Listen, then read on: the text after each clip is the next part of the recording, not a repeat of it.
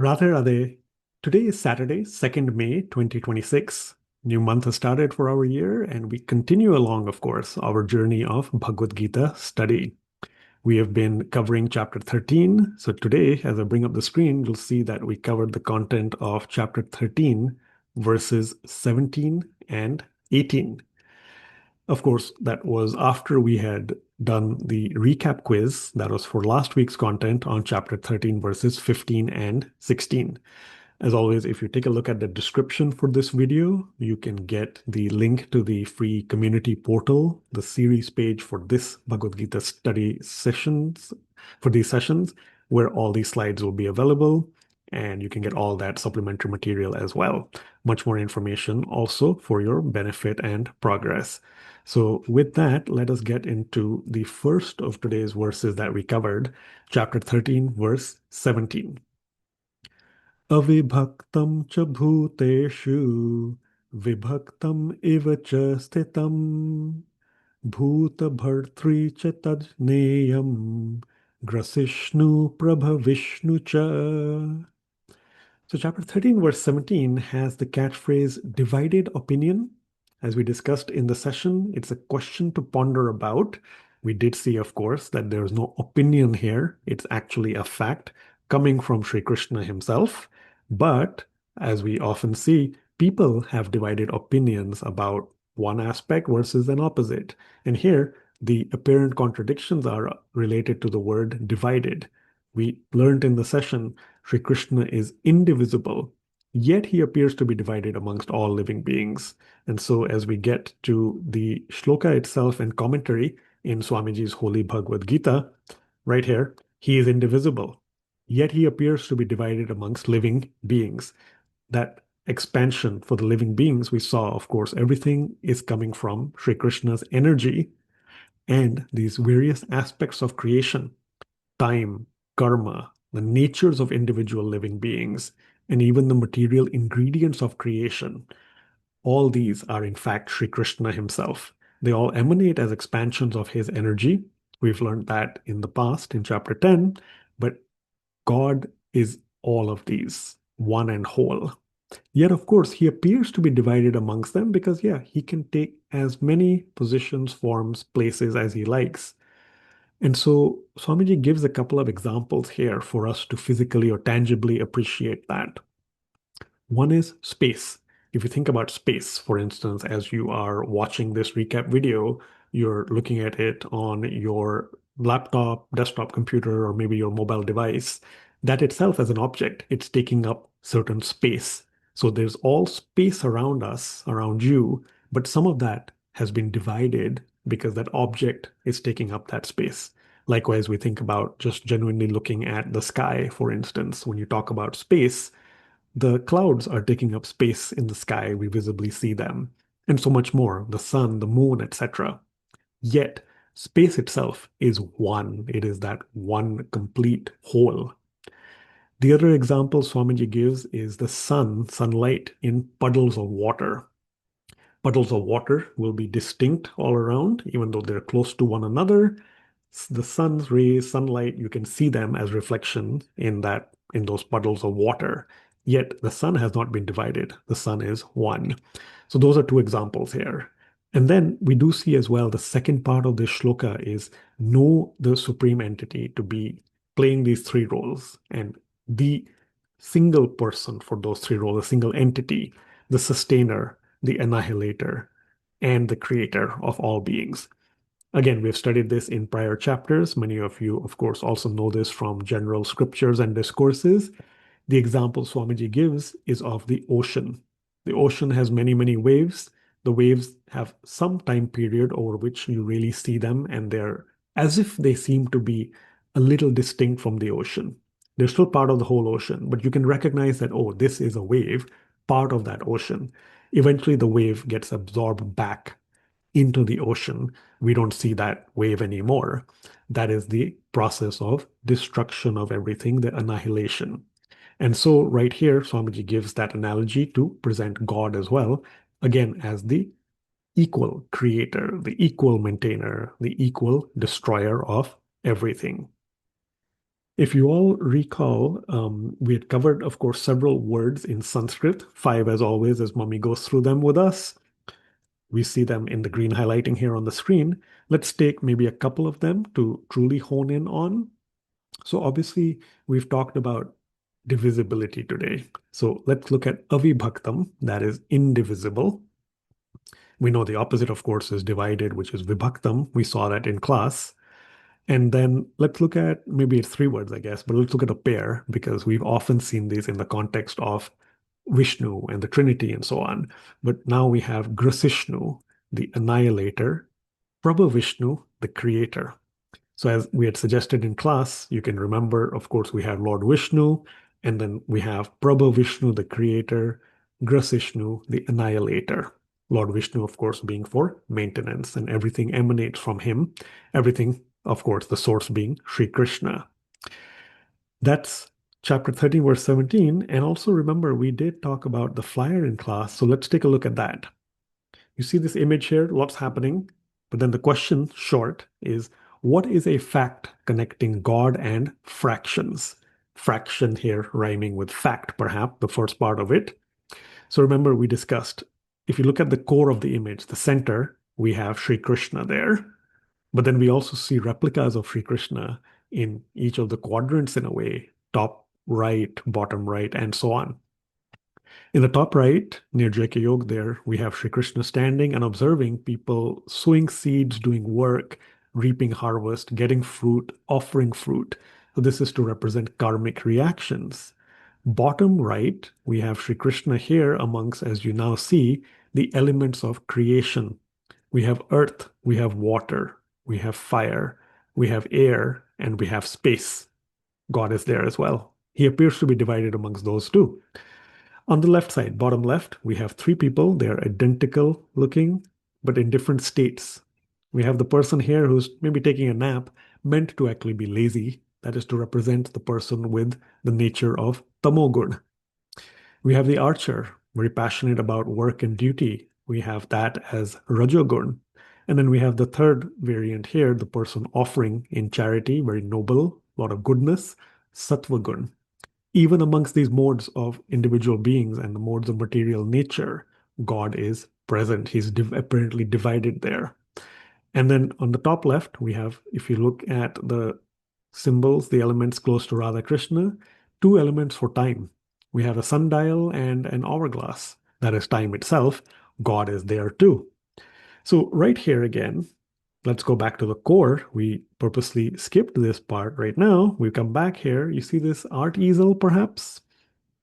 There is a division sign there with the inside a prohibited sign. So as if division cannot take place, the mathematical sign for division. And that's the whole irony here. God appears, he is indivisible. We know that, it's a fact. And yet he appears amongst all these elements of his creation: time, karma, personalities, the elements themselves, and so on. And so that is something for you to think about. What is a fact connecting God and fractions? No fractions. He won't divide himself, so to say. It's his whole, it's his complete, anywhere and everywhere as he likes. He is indivisible, yet he is divided amongst living beings. Next, then, we'll go and take a look at chapter 13, verse 18. Jyotisham api taj jyotihi tamasah param uchyate jnanam neyam jnanagamyam hridi sarvasya vishthitam. So chapter 13, verse 18 has the catchphrase light source, again as a question. Is God a light source? Yes, indeed, he is a source of light. Is he a light, non-heavy source? No, we discussed in class, he's not a lightweight. He is a heavyweight. He's the most supreme. So two ways to look at light over here. Of course, he is certainly a source of light, and we saw that in the dictionary section as well. Jyotihi, the source of light. The translation here we did talk in the session. So God is that source of light in all luminaries. And he is beyond, again, of course, darkness, not just physical darkness, but the darkness of ignorance. That is where we saw the Sanskrit word tamasaha. Tamasaha, the darkness. And we also mentioned in the session, it happens to coincidentally connect to this person here who is displaying tamogun. So God is the source of light in all luminaries. He's beyond the darkness of ignorance. And then interestingly, three terms to do with knowledge. He is knowledge, he is the object of knowledge, and he is the goal of knowledge. And we've seen before in chapter 10, he dwells within the hearts of all living beings. So Swamiji mentions here, as he's often mentioned to us also with the example of, let's say, the hand, all of us, we use our hand, let's say, to get work done. It's coming only because God provides us that energy. Likewise, fire, jewels, stars, even the sun, even the moon, they can illuminate only because God gives them that energy and that power to illuminate. If God were to quote unquote take that away, then that borrowed energy is gone, as we see in the second of the shlokas quoted here. We do have from the Kathopanishad quoted here, Tameva bhanta manubhati sarvam tasya bhasa sarvamidam vibhati. God makes all things luminous. It is by his luminosity that all luminous objects give light. So again, everything, the source there is God. We are grateful to God for being that source of energy, of light, and so on. And it's only coming from him. Next up, then, what we see is that there are two sets of three terms each that we are learning. One is Vedakrit, Vedavit, and Vedavedya. Krit, we know, is to do with creation. So Vedakrit, one who manifested the Vedas. Remember, they came from his breath. Vedavit, Vit, we know, is to do with knowing, with knowledge. So one who knows the Vedas. And Vedya, the means, the mechanism through which. So Veda Vedya, one who is to be known through the Vedas. So this is a set of three terms used for God. We will see them in a couple of chapters when we get to chapter 15. The terms we learned here in the shloka itself, chapter 13, verse 18, we have the supreme entity being known as near, the object worthy of knowing. We have Jnana Gamya, the goal of all knowledge, and of course Jnana, true knowledge itself. In the shloka, if you recall, we talked in the third pada here, Jnanam Neyam Jnana Gamyam. So these three terms show up here. And again, we saw Jnanam, of course, is knowledge. Neyam is the object of knowledge. Jnana Gamyam is the goal of knowledge. So remember, as we discussed in the session as well, God is knowledge, object of knowledge. We talked about this. One way to look at the objects of knowledge is it is anything in which the content of knowledge is displayed or eminent. So, for instance, could be scriptures, could be lectures, books, etc. All these are objects of knowledge. That's in a very physical, tangible sense. Yet, of course, you take it back to the source, the root. God Himself is all of that. He is the object of knowledge. He is that one supreme ultimate entity who we need to know. We need to have Jnana, true knowledge about.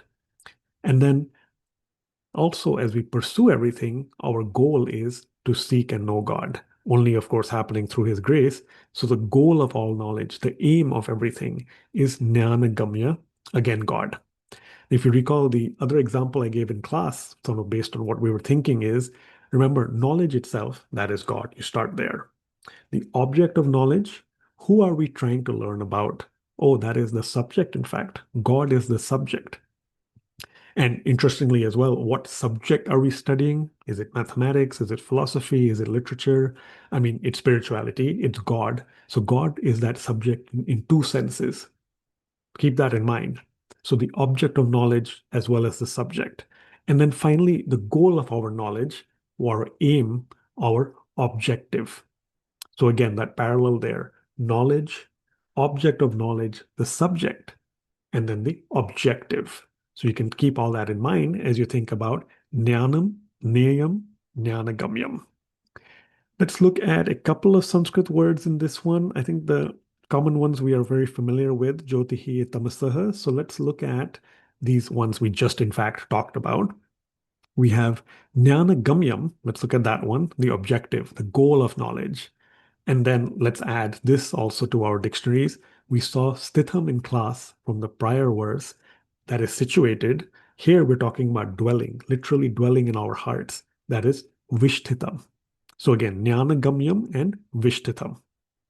So that's the crux there. Divided opinion and then light source, chapter 13, verse 17. That is this one. And then chapter 13, verse 18 that we just talked about. In chapter 13, verse 17, of course, also remember there is a Srimad Bhagavatam shloka quoted here, regular Anustup meter. You're welcome to practice singing that. Again, that is connected to, as you see from an image standpoint, you can connect it to the flyer. And let us consider one homework question for everyone to do. Let's actually do two homework questions. I'm pretty sure I mentioned this in the session, but let's all try to look and practice. He dwells within the hearts of all living beings. Where do you find this content in chapter 10? Where does Sri Krishna state it? And it's possibly in up to 2 verses at least that I can think of, I believe.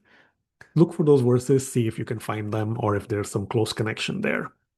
And then, also in chapter 10, can you find a reference for this first part of Swamiji's commentary, chapter 13, verse 17? All manifest and unmanifest objects are but expansions of his energy. To be specific, in a verse in chapter 10, we had once discussed at length the expansions of God, and there were different names that came there. I mentioned that because that's one set of names to do with expansions of energy and, of course, the process of creation. Today, we also, as we said, learned about Vishnu and then Prabha Vishnu, the creator, and then Grasishnu, the annihilator. So, again, in summary, a couple of questions for you to think about from a homework standpoint. With that, we look forward to, of course, meeting next week. That'll be Saturday, 9th May, 2026. As always, 8 a.m. Central Time, 6:30 p.m. India time. If you do attempt the homework questions, obviously, please post your comments in the for the video itself over here, and hopefully there's a little bit of dialogue that takes place. We look forward then to, of course, meeting you again next week. Thank you so much. Radhe Radhe.